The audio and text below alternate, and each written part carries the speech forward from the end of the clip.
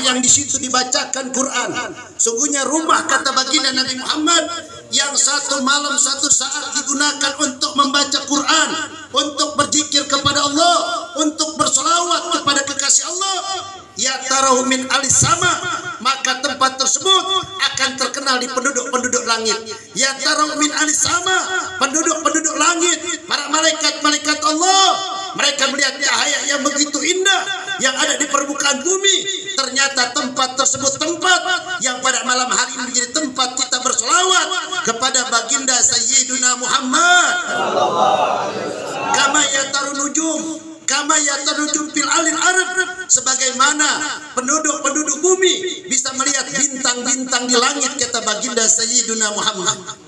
Jadi tempat yang digunakan untuk bersolawat, untuk berzikir kepada Allah, untuk membaca Quran, untuk bersolawat kepada kekasih Allah, kepada makhluk yang paling sempurna, makhluk yang paling mulia di alam semesta, baginda Nabi besar Muhammad. Maka tempat tersebut bisa dipandang begitu indah oleh penduduk-penduduk langit, oleh para malaikat-malaikat Allah yang ada di langit, sampai-sampai mereka takjub, jamaah rahimakumullah, tempat apakah itu yang berkilauan, tempat yang begitu indah di atas permukaan bumi.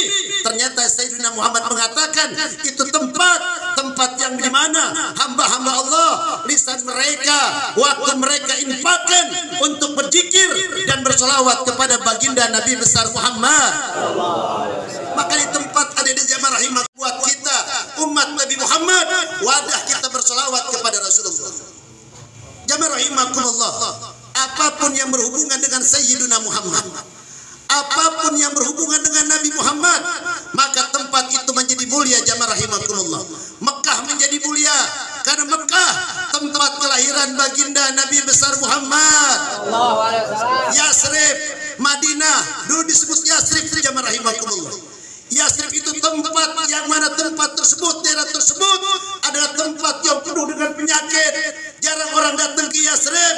Setelah baginda Nabi Muhammad hijrah, kemudian dirubah menjadi Madinah Munawwarah, maka Yasrib menjadi mulia, Madinah menjadi mulia. Kenapa Madinah menjadi mulia? Bahkan kita berbondong-bondong datang ke Madinah karena Madinah tempat hijrahnya baginda Sayyiduna Muhammad. Madinah tempat makamnya baginda Nabi besar Muhammad. Bahkan jamaah rahimakumullah, Allah subhanahu wa ta'ala melalui lisannya baginda Nabi Muhammad, kita diperintahkan untuk datang ke Yerusalem, ke Al-Masjidil Aqsa. Kenapa Al-Masjidil Aqsa?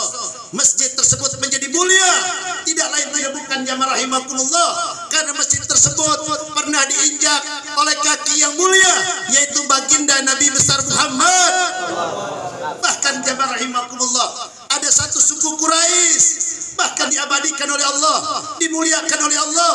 Itu menjadi suratnya Al-Quran, Al-Quraisy. Kenapa Al-Quraisy menjadi mulia? Kenapa Quraisy suku yang paling mulia di antara suku-suku yang ada di dunia? Karena Quraisy adalah suku baginda Nabi besar Muhammad.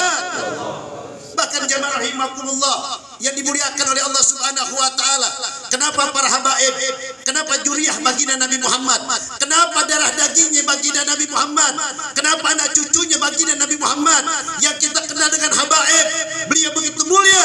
Karena habaib adalah nasabnya bersambung dengan Sayyiduna Muhammad. Bahkan kita menjadi mulia bukan karena ibadah kita, kita menjadi mulia bukan karena amal kebaikan kita menjadi mulia karena kita adalah umatnya baginda Nabi besar Muhammad. Maka jamaah rahimakumullah, pada malam hari ini bergetar arsy Allah, yang mana pada malam hari ini di bulan dilahirkannya Sayyiduna Muhammad, manusia menjadi kekasih Allah, manusia yang paling agung, manusia yang paling sempurna, makhluk yang paling sempurna di alam semesta, lahir pada bulan Rabiul Awal. Dan pada malam hari ini kita tidak sadar, kita kumpul diundang oleh Sayyidul Bait, tidak lain tidak bukan untuk memperingati daripada kelahiran baginda Nabi besar Muhammad. Kita bergembira, kita senang, kita merasa bersyukur kepada Allah atas kelahiran Rasulullah sallallahu alaihi wasallam.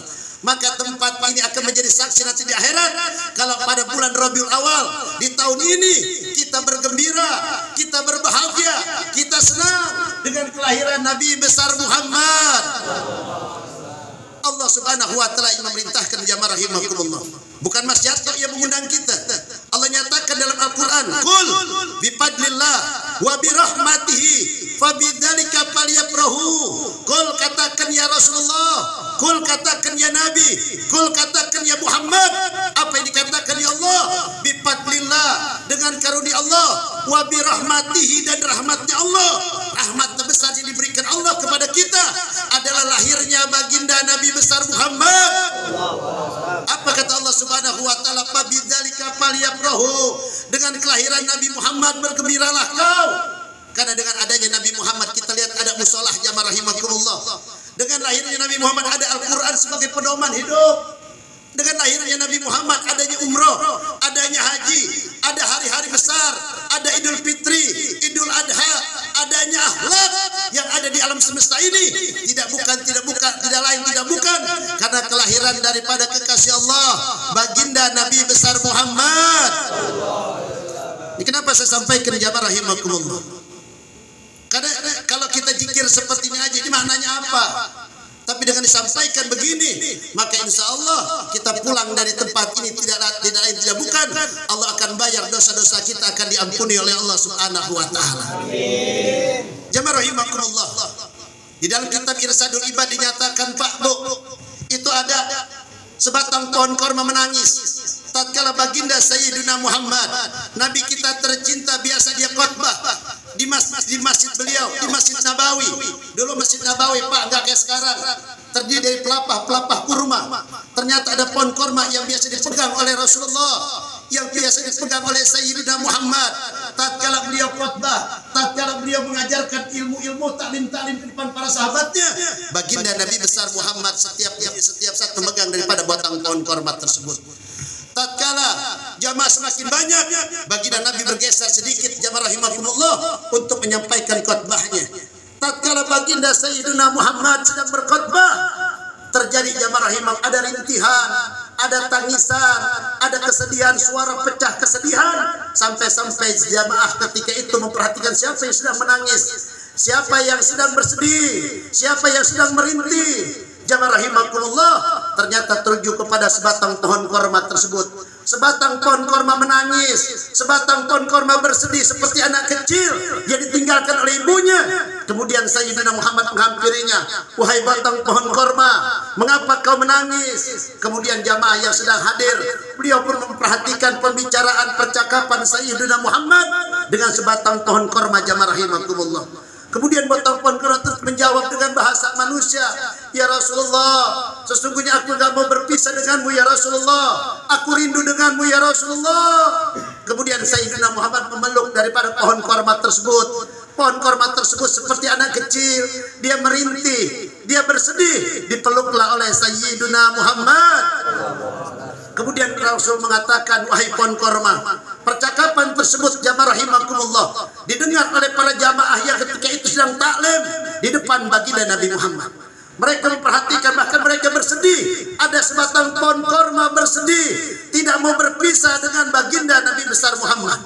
Kemudian pohon korma tersebut dinyatakan oleh Rasulullah, "Wahai batang pohon korma, maukah kau aku tanam di depan, di tempat yang mana kau akan menjadi pohon yang paling banyak buahnya dan akan bermanfaat bagi masyarakat, wahai pohon korma? Apakah yang kedua, apakah kau mau aku tanam di sorga, yang mana nanti buah-buahmu akan dimakan oleh wali-wali Allah, dinikmati oleh wali Allah?" Kemudian batang pohon korma tersebut, jamaah rahimakumullah, menjawab, dan itu disaksikan oleh para sahabat-sahabat baginda Nabi Muhammad. Apa kata pohon korma? "Ya Rasulullah, tanam saja ya Rasulullah, yaitu di sorga, tempat yang abadi, yang mana nanti buah-buahku bisa dinikmati oleh wali-wali engkau ya Rasulullah." Kemudian jamaah rahimakumullah, baginda Nabi besar Muhammad memerintahkan para sahabat menanam daripada batang pohon korma itu di bawah mimbaran baginda Nabi besar Muhammad, karena pohon korma itu nggak mau berpisah dengan Sayyidina Muhammad. Jamaah rahimakumullah yang dimuliakan oleh Allah Subhanahu wa taala. Kita tatkala mengenal di dalam dada kita ada baginda Nabi Muhammad. kita selalu berhubungan dengan Rasulullah.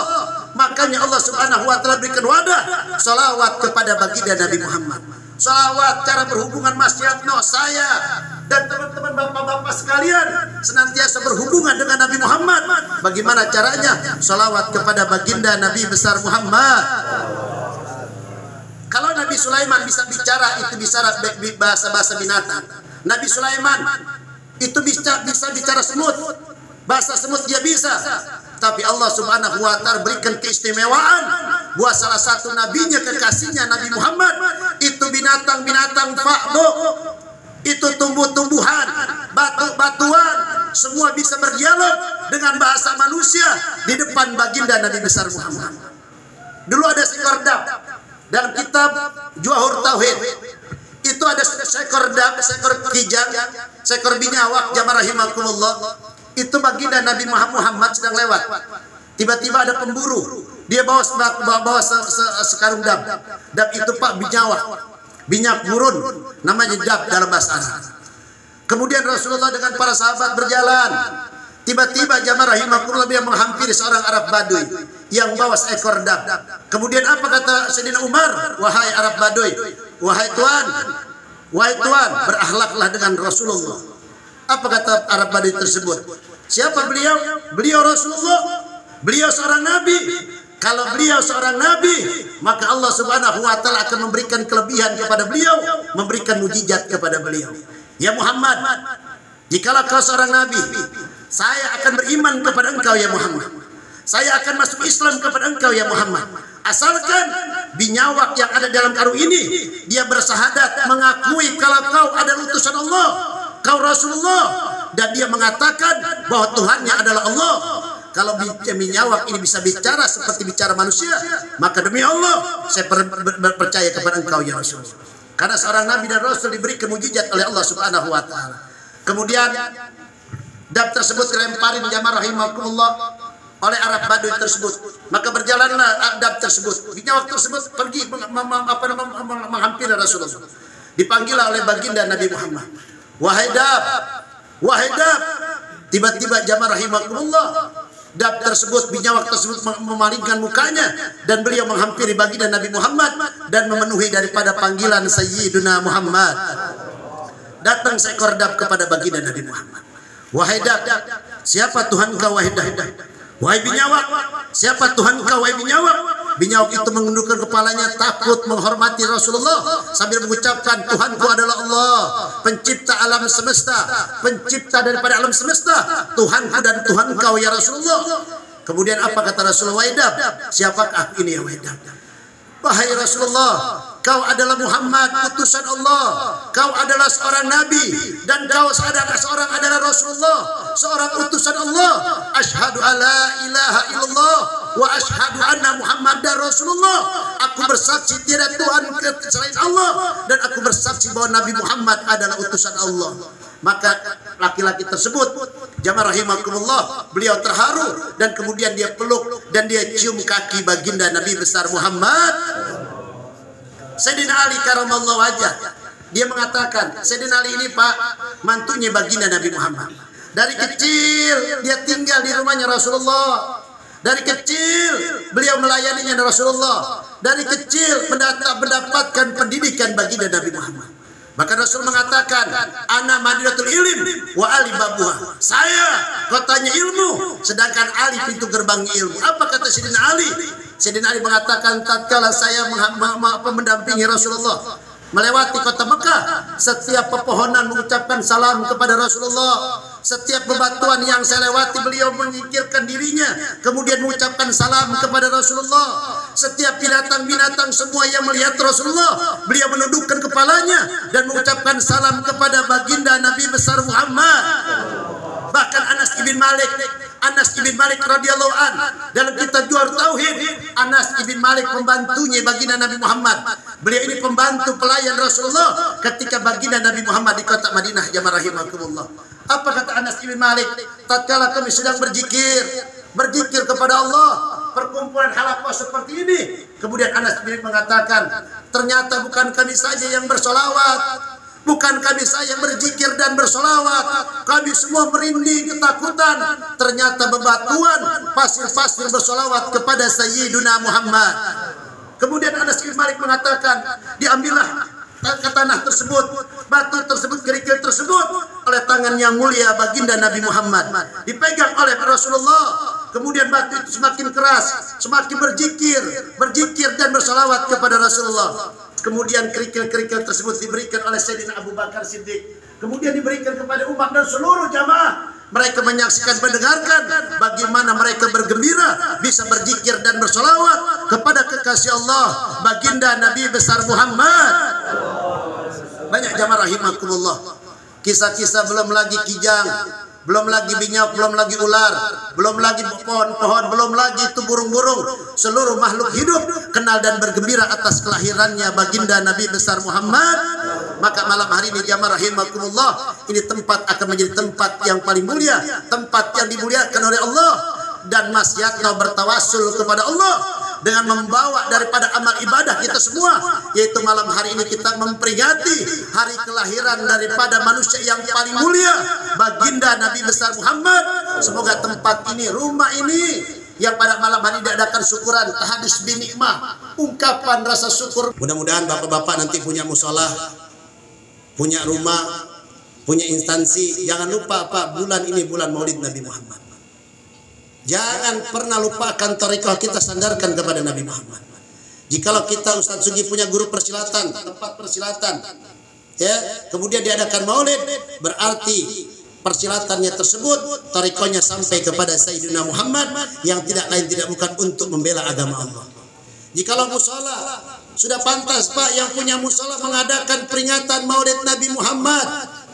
Karena adanya musola, adanya Al-Quran, adanya sholat, adanya sholat berjamaah, adanya akhlak suami istri, adanya akhlak yang kita kenal sekarang, adanya perkawinan, adanya akhlak bagaimana diajarkan dalam jual beli, semuanya jamaah rahimakumullah itu dengan karena kelahirannya baginda Nabi besar Muhammad.